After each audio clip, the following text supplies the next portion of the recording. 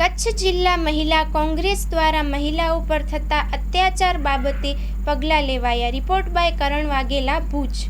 આજરોજ કચ્છ મહિલા કોંગ્રેસ દ્વારા ગુજરાત પ્રદેશ ના મહિલા પ્રમુખ ગીતાબેન પટેલના આદેશ અનુસાર કચ્છ મહિલા કોંગ્રેસ દ્વારા કલેક્ટરશ્રીને આવેદનપત્ર આપવામાં આવેલ છે। જેમાં મુદ્દો એ હતો કે 33% મહિલા અનામત ભારતીય જનતા પાર્ટીએ સંસદમાં એનો ખરડો ક્યારનો પસાર કરી દીધો છે। જાણે કે આ દેશની મહિલાઓને લોલીપોપ આપતા હોય એવું એક વચન આપી દીધું છે, પરંતુ એનો અમલ નથી થતો અને કરવામાં પણ નથી આવ્યો। જ્યારે હાલમાં ચૂંટણીઓ નજીક આવી રહી છે ત્યારે અમારી માંગ એવી છે કે મહિલાઓને 33% અને ત્યારબાદ બીજું એ છે કે આજે દરરોજના કેટલા બધા મહિલા અત્યાચારના ઘટનાઓ બને છે। જાણે કે આજે ગુજરાત છે એ બીજું બિહાર બની ગયું છે। આપશ્રીએ 2 દિવસના પહેલાં પેપરમાં જ વાંચ્યું હશે, એક મૂંગી બહેરી દીકરી ઉપર પણ રેપ કરવામાં આવ્યો છે અને આજે કાયદા અને વ્યવસ્થા એટલો કથળી ગયો છે અને પોલીસની પણ ગુનેગારોને બીક નથી રહી। ત્યારે અવનવા આવા જાતીય સતામણીના અત્યાચારની બહેનો ભોગ બનતી રહે છે। અમરેલીમાં પણ આપણે જે બધાએ ઘટનાથી બધા એની જાણકારી આપ સૌને હશે જ કે એક દીકરી ઉપર એક શિક્ષકે ખરાબ નજર કરી હતી। ત્યારબાદ ભારતીય જનતા પાર્ટીના જ હોદ્દેદારોએ એક દીકરીને ફસાવવામાં આવી હતી, પાયલ ગોટી જેનું નામ છે।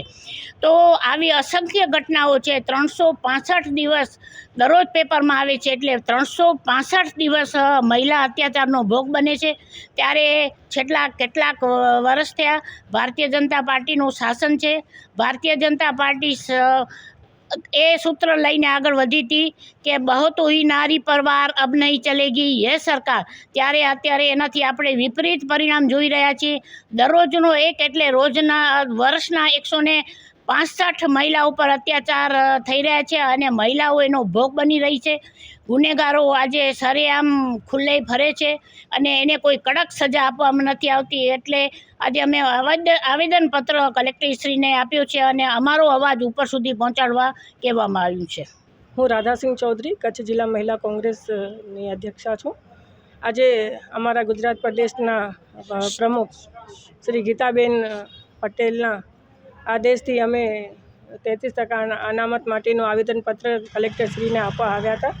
આજે જ્યારે રાજ્યસભામાં આ બિલ પાસ થઈ ગયું છે તે છતાંય મોદી સરકાર એને લાગુ કરવામાં બહુ આળસ બતાવી રહ્યું છે। મોદી સરકારનું એવું છે કે જ્યારે મોદી સાહેબ પોતાના પત્નીને ન્યાય નથી આપી શક્યા, એમને કોઈ હક નથી આપી શક્યા, તો એમને એવું છે કે મહિલાઓ માટેનું જે હક અધિકાર છે મળવું ન જોઈએ।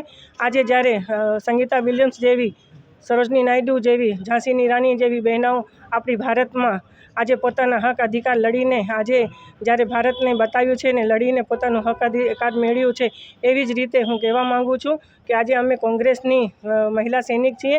જો અમારું હક અધિકાર 33% અનામત અમને નહીં મળે તો હજી અમે રોડ ઉપર આવશું ને અમારું જે હક અધિકાર છે 33% અનામતનું એ અમે લઈને આવશું। ને ખાસ અનુરોધ છે કે જે ઓબીસી મહિલાઓ છે એને બી આ જે 33% અનામત છે એની અંદર એમને બી સમાવેશ કરવામાં આવે। એના માટે જ્યારે લગ્ન પછી બી જ્યારે બહેનોને ત્રાસ આપવામાં આવે છે ત્યારે એમાં જે પુરુષ માનસિકતા છે ને એની અંદર જ્યારે નશાખોરી ચાલી રહી છે ને જ્યારે કાયદા એની અંદર બહુ કમજોર પડી રહ્યું છે, ત્યારે કાયદાને મજબૂત કરવામાં આવે ને જે ઠેકાણે છે ફરીએ જે દારૂનો અડ્ડાઓ કરવામાં આવ્યું છે એને નાશ કરવામાં આવે। આજે આપણે જોઈ રહ્યા છે કે હું આખા ગુજરાતની પણ કચ્છની વાત કરવા માંગીશ કે કચ્છમાં આએ દિન મોટા ભાગે ડ્રગ્સ મળવામાં આવે છે, દારૂના અડ્ડાઓ મળવામાં આવે છે, અમુક એવા ઇંગ્લિશ દારૂના એવા જથ્થાબંધ માલ પકડવામાં આવે છે, પણ જે વ્યક્તિઓ વેચાણ કરે છે એ પકડવામાં નથી આવતા।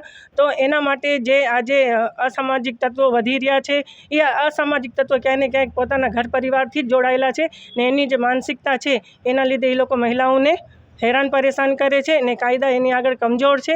કાયદા પોતાનું કામ નથી કરી રહ્યું છે, પણ અસામાજિક તત્વો પોતાના કાયદા ઉપર પોતાનું જોર જમાવીને બેઠા છે। જ્યારે આપણા ગૃહમંત્રી આજે જ્યારે કહે છે કે જ્યારે આપણે ચાંદખેડામાં જે બનાવ બન્યું હતું તે પછી ઘણું બધું એવી રીતે આપણે હર્ષ સંઘવી સાહેબનું એક નિવેદન આવ્યું હતું કે એમને મૂકવામાં નહીં આવે, કાયદાનું કામ કરશે, ત્યારે સહાય સાહેબે 100 ગુનામાં 100 લોકોને પકડીને જે ગુનેગારો છે એના ઉપર જે પાસા તળે હોય કે જે બી એ લોકોને કાયદો આવતો હોય એના હિસાબે એ લોકોને કરશે, પણ આજ દિવસ સુધી એ ખાલી બોલવામાં જ રહી ગયું. તાત્કાલિક ધોરણે જે તે લોકોને પોલીસ વિભાગે પકડીને ખાલી પૂરતું જ મૌખિક પૂરતું જ કામ કર્યું છે. કાગળિયા ઉપર કોઈ કામ કરવામાં આવ્યું નથી. આપ પોતે મીડિયાના લોકો છો, આપ લોકોને બી ખબર હશે કે આજ દિવસ સુધી કોઈક એવા લોકોને પાસા તળે મૂક્યું છે, એવી કોઈ લિસ્ટ હજી સુધી આવી જ નથી બહાર. તો સાહેબને હું બી કહેવા માગું છું કે સાહેબ, આપે જે જાહેરનામું પાડ્યું છે એની અંદર જે લોકો ત્રાસિત લોકો છે એ લોકોનું નામ બી બહાર પાડવામાં આવે. જે બુટલેગરો છે કે જે આજે ગુંડાઓ છે એ લોકોનું નામ બહાર પાડીને એ લોકોને જે કાયદાકીય હોય એ સજા કરવામાં આવે. મારું નામ લાલી ભાનુભાઈ આદિવાલ છે. રજૂઆત તો મારા જે બે મોટા અગ્રણી બહેનોએ અમને 33% વાત કરી, પણ હું વિષય જઈશ કે અત્યારે જે કચ્છમાં એટલે કે આખા ગુજમાં જે હાલી રહ્યો છે કે જે સૌથી મોટી જડ છે, આપણે કહીએ ને કે નીવ છે, એ દારૂ, ગાંજો અને જુગાર, એની સાથે સાથે વિદેશ જેવું બની ગયું છે કે બહેનોના ધંધા, બરાબર. તો એ બધું હાલી રહ્યું છે. હમણાં જ આપણા વિકાસ સુંડા સાહેબે બહુ સરસ રીતે જેમ કહી રહ્યા છે કે 100 કલાકની અંદર માફિયાઓની લિસ્ટ બહાર પાડો. તો સાહેબને હું પૂછવા માગું છું કે ભુજની અંદર આરટીઓ, ગણેશનગર ચોકડી, પછી આલે ભગવતી, પછી પોઈન્ટ, એ બધા અગર પોલીસને ખબર ન હોય તો મારું કોન્ટેક્ટ કરે, હું બતાવીશ. એ બધા પોલીસની નજર હેઠળ જ ખુલ્લેઆમ એ માફિયાઓ, એ જે બુટલેગરો છે એ ખુલ્લેઆમ કહે છે કે અમે પૈસા ભર્યા છે, 3-3 લાખ ભર્યા છે, 2.5 લાખ ભર્યા છે, 10-10 લાખ ભર્યા છે. તો શું પોલીસને સરકાર પગાર નથી આપી રહી? જો નથી આપી રહી તો અમે બધી બહેનોએ મહેનત મજૂરી કરીને પોલીસને પગાર પૂરો પાડતું, પણ આ બધું બંધ કરાવે, એ અમારી માંગ છે. એની સાથે સાથે હું વિકાસ સુંડા સાહેબને એ કહેવા માંગીશ, કદાચ એ કામ કરી રહ્યા છે, એમની બદલી થવામાં કદાચ વાર નહીં લાગે, પણ એ જ્યાં સુધી છે ત્યાં સુધી એમના જે પોલીસ સ્ટેશન ને એમની જે નીચે બધી પોલીસ છે, રોજ સાંજે સાહેબ પોતે એકવાર નીકળે ને તો ખબર પડે કે ટોળકી હપ્તા લેવા માટે કેમ ઊભા છે. હું ચોખ્ખો બોલીશ અને મોઢા ઉપર બોલીશ, મારી સામેની વાત છે. હું શું, મારી સાથે જેટલી બહેનો છે એ બધા એનો ભોગ બની રહી છે. મહિલાઓ સૌથી વધારે દુઃખી એટલે જ છે કારણ કે એ બધી મહિલાઓ, આજે એક મહિલા એવી નહીં હોય કે જે મહેનત કરીને નહીં ખાતી હોય, પણ તકલીફ ક્યાં છે તો એનો વર કે એનો ભાઈ કે એનો બાપ દારૂ પીને આવે છે અને આ બધા ક્રાઇમ થાય છે. અને જ્યારે પોલીસમાં જાણ કરવા આવે છે ને, મોટી વાત તો એ છે, તો પોલીસવાળાઓ છે ને તે એ બુટલેગરોને નહીં, માફિયાઓને એમ કે બેન અમને તમે હપ્તા આપો પણ ચાલશે, પણ એ બહેનોને પકડો, એ તમારી જે ફરિયાદ કરે છે એને જઈને મળો, એને રોકો. એટલે શું કહેવા માંગે છે? મારા ઉપર તો કેટલી વાર મારવાની ધમકીઓ આવી ગઈ છે, મને ચૂપ કરવાની વાતે થઈ ગઈ છે. મારા જૂના નિવેદનો છે એ બધા લઈને હું એનાથી મોટો આંદોલન બી કરવાની છું. અને સૌથી મોટું અત્યારે હું આપણે મીડિયા માધ્યમથી વિકાસ સુંડા સાહેબને એક વિનંતી કરવા માગું છું કે સાહેબ, આ જલ્દીથી બંધ નહીં થાય. 11 વાગે પછી જે લારીઓ, ગલ્લાઓ એ બધું બંધ કરાવ્યું, બહુ સરસ, બહુ સારી વાત છે. પણ આપણે અત્યારે જ આવ્યું કે નાગર ચકલા પાસે જે ઓલો ભાઈ ખુલ્લેઆમ પાવલો, અધેલો અને આખી બોટલ તમે કયો એ પ્રમાણે માલ મળે છે, તો એ કોના આશીર્વાદથી પડી રહ્યા છે?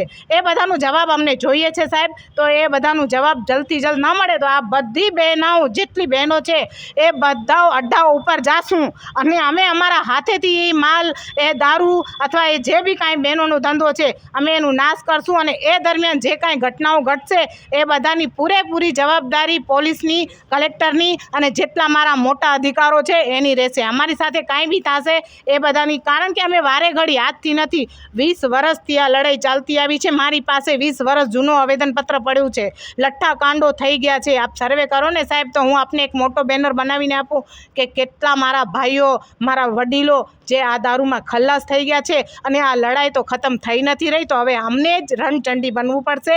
કાલથી નવરાત્રિ ચાલુ થાય છે, તો અમે બધી બહેનો છીએ એ નવદુર્ગાનું રૂપ ધારણ કરી લેવાના છીએ. હા, મારા ઉપર તો હમણાં રાતના બી મને 2-3 ફોનો આજની તારીખમાં બી આવે છે, રોડ ઉપરથી નીકળીશ તો તને એક્સિડન્ટ કરીને મારી દેશું, અમારો અહીંયા અમે હલાવીએ છીએ, પોલીસને અમે હપ્તા દઈએ છીએ, તું હો કોણ બંધ કરાવવાવાળી. પણ હું એ બધાથી બીને ચૂપ બેસવાવાળી નથી, કારણ કે મારું બી આખું પરિવારમાં જતું રહ્યું છે. મારા મમ્મી ટેન્શન લઈને એટેક આવી ગયું હતું. અને હું આજની તારીખમાં બી હવે જેમ કહે ને કે સરફરોશો કી તમન્ના અબ હમારે દિલ મેં હે, હવે હું ત્યારે જ દમ લઈશ કે જ્યાં સુધી આ દારૂના અડ્ડાઓ બંધ નહીં થાય ત્યાં સુધી. હા, એ એક મોટો પોઈન્ટ છે, કારણ કે પોલીસ સૌથી મોટી પોલીસ, હું વારે ઘડી હાઇલાઇટ કરીશ કે પોલીસ સૌથી મોટી એમાં ઇન્વોલ્વ હોય છે. પોલીસ સૌથી પહેલાં ફોન કરી દે છે, અમે જવાના હોઈએ કે અમે પકડવાના હોઈએ કે ગમે એ, તો ફોન તરત આવી જાય છે. એને એ ખબર નહીં હોય કે અમારા બી કોઈક અંદર હતા હશે, તો એ તરત જ કે બેન આજે તમારી ઉપર રેડ પડવાની છે, માલ હટાડી લેજો, બેદી બંધ રાખજો, આમ તેમ કરીને સૌથી મોટું જે જો પોલીસ ઈમાનદારીથી કામ કરે અને એ જેમ બીજા બધા બીવે છે ને, અને મહિલાઓ સાથે તો પોલીસ એવી રીતના વર્તન કરે છે કે જેમ ગુનેગાર એ નહીં, એ મહિલાઓ છે બિચારી, એ ફરિયાદ લઈને જાય છે ને તો એની ફરિયાદ જ નથી સાંભળતા. હા બેન થશે, સાંભળશું, સાહેબ નથી આવ્યા, ફલાણો નથી આવ્યો. અરે આ શું છે, તમે મહિલાઓ સાથે બોલવાનું રિસ્પેક્ટ તો રાખો. પોલીસ સ્ટેશનમાં જાતા બીવે છે બહેનો, એટલે એ આપણે સૌથી પહેલાં જો પોલીસ ખાતો નહીં સુધરે તો એનું કોઈ નિવારણ નહીં આવે. એના માટે બહેનોને પોતાના હાથમાં, જેમ મારા બહેનો પાછળથી બોલ્યા કે એ બધા કાનૂન હાથમાં લેશે ને પછી પોલીસ અમને નહીં કહે કે અમે શું કરી રહ્યા છીએ. હા, એટલે એ જ મોટી બાબત છે ને સાહેબ, જાણવાનું એ જ છે કે અત્યારે આટલું મોટું પ્રૂફ છે, બી ડિવિઝન આગળ આજે રેડ પાડી, પછી બરાબર ઝૂમ થયા, તો એ કેમ સસ્પેન્ડ નથી કરવામાં આવતા? એના પાછળ મોટા બધા એમ જ કે અમે કાંઈ ન થાય, મોટા માથાઓ એમાં ઇન્વોલ્વ છે. તો હું જાણવા માગું છું કે એ મોટા માથા કયા છે? એ મોટા માથા એવા તો કયા મોટા છે કે આટલા બધું થવા છતાં બી જેમ કીધું કે એને સસ્પેન્ડ નથી કરવામાં આવ્યા, તો એવું તો શું બીક છે બધાને, અને પોલીસને એવી રીતે શું બીક છે એમ?